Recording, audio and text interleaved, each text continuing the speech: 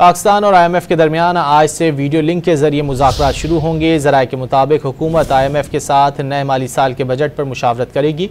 अहदाफ का बाहिमी मुशावरत से तयन किया जाएगा।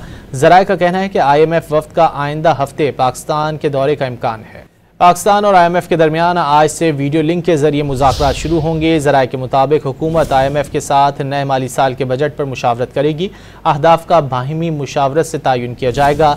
ज़राए का कहना है कि IMF वफ़द का आइंदा हफ्ते पाकिस्तान के दौरे का इम्कान है। पाकिस्तान और IMF के दरमियान आज से वीडियो लिंक के जरिए मुज़ाकरात शुरू होंगे। ज़राए के मुताबिक हुकूमत IMF के साथ नए माली साल के बजट पर मुशावरत करेगी। अहदाफ का बाहिमी मुशावरत से तयन किया जाएगा। ज़राए का कहना है कि IMF वफ़द का आइंदा हफ्ते पाकिस्तान के दौरे का इम्कान है।